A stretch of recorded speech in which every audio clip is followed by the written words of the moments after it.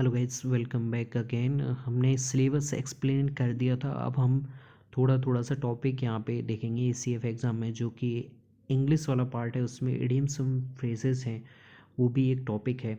जैसा कि पहला हमारा इडियम्स देखते हैं हम।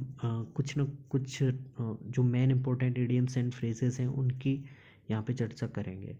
सबसे पहले देखते हैं एट लार्ज, कानून की गिरफ्त से दूर। ठीक है, कभी बोलते हैं ना, इंग्लिश के चैनल्स में देखना, न्यूज़ चैनल में आता है क्रिमिनल इज़ एट लार्ज, यानी कि वो कानून की गिरफ्त से दूर है। एन ओल्ड फ्लेम, यानी कि पुराना प्यार। ओके, अब देखिए, मैं अगर मीनिंग लिख दूंगा तो आप अपना माइंड नहीं चलाएंगे, तो थोड़ा सा हम बिना मीनिंग के यहाँ पे देखेंगे।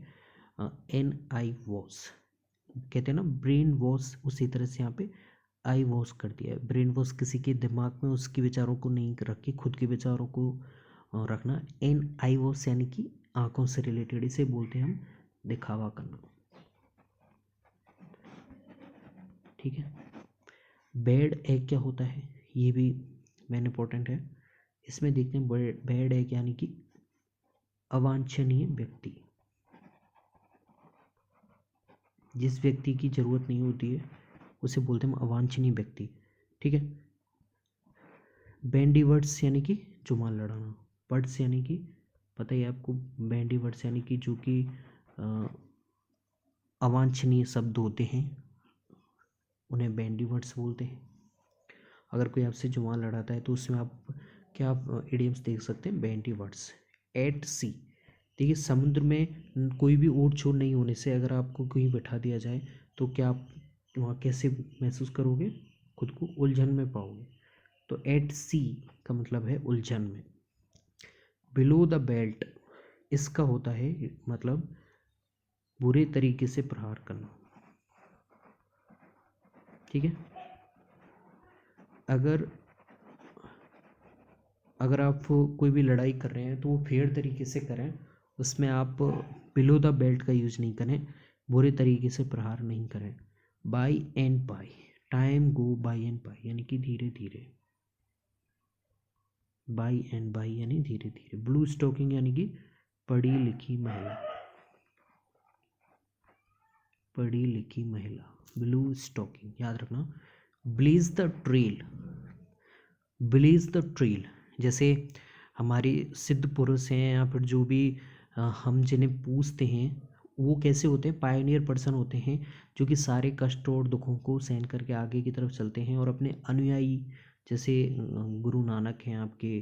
ठीक है, तो ये ऐसे लोग हैं, कैसे पायोनियर पर्सन हैं जो कि ब्लेज द ट्रेल करके चलते हैं, यानी कि खुद आग में चलते हैं लेकिन दूसरों के लिए वो पथ कैसा कर देते हैं, easy to way, easy to ride. ठीक है, तो दूसरों के लिए रास्ता कैसा करना, सुलभ करना, सही करना या फिर सुलभ करना।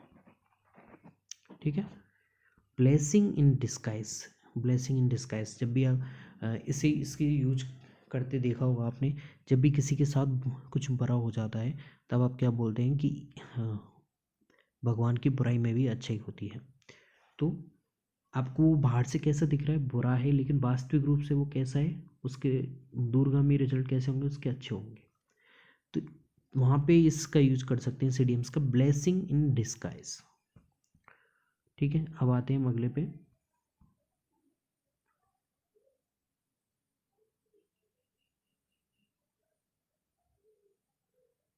कोके स्नोक, यानी कि असम्मान प्रकट करना, असम्मान दिखाना या असम्मान शो करना। कॉल नेम्स, यानी कि कहते हैं ना, कभी एक दूसरे को चढ़ाने के लिए नामों से पुकारते हैं, हम दोस्तों में भी कॉल नेम्स करते हैं, यानी कि गाली देना। क्रॉस वंस माइंड, यानी कि कोई चीज़ है एकदम से माइंड को क्रॉस करती है, यानी कि अचानक से दिमाग में आना, अचानक से दिमाग में आना। अगला है main important, cut both ends, यानी कि दोनों पक्षों की तरफ से सही तर्क रखना, निष्पक्ष रूप से किसी की पैरवी करना। निष्पक्ष रूप से पैरवी कर रहे हो, यानी कि आप दोनों तरफ से तर्कों को रख रहे हैं, जो अच्छाई हैं दोनों तरफ की वो दिखा रहे हैं, कोई दोनों तरफ से जो बुराइयां हैं वो तर्क दे रहे हैं। डॉग्स लाइफ है अगला, यानी कि कष्टदायक जीवन। कष्टदायक जीवन, कुत्ते का जीवन कैसा होता है? कष्टदायक होता है। ठीक है, लोगों का कृपा पात्र होता है, अगर कोई उसे खाना दे देता है तो मिल जाता है, सोने के लिए जगह, सारा कुछ। वो कैसा है? Dogs life. इजी मनी है। हार्ड मनी क्या होता है? जो आप मेहनत करके अर्न करते हैं। इजी मनी होता है रिश्वत, आप रिश्वत वाला पैसा, ब्राइवरी वाला पैसा, ब्राइब लेके जो अर्न करते हैं, वो कैसे है? इजी मनी है, उसमें आपने हार्ड वर्क नहीं किया है, इसीलिए उसे वो क्या बोलेंगे हम? Easy money. Elixir of life, यानी कि जीवन अमृत। ठीक है। एवरी इंच बोलते हैं ना, किसी भी दो पक्षों में जब लड़ाई होती है किसी प्लॉट को लेके, तो दोनों बोलते हैं हम 1 इंच भी यहाँ से नहीं छोड़ेंगे।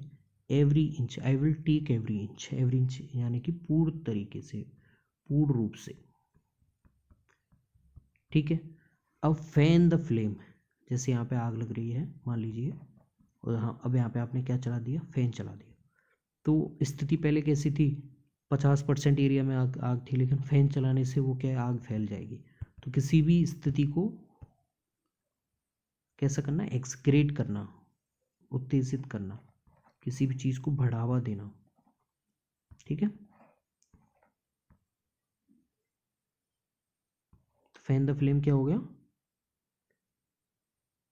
बढ़ावा देना, किसी भी स्थिति को बढ़ावा देना। तो इडियम्स एंड फ्रेजेस हैं, आगे हम और भी कई इडियम्स और फ्रेजेस वीडियोस में लाते रहेंगे। ये फर्स्ट पार्ट है, सेकंड हम कई सारे पार्ट्स बनाएंगे जो कि मोस्ट इंपॉर्टेंट हैं ECF एग्ज़ाम के लिए। So thanks.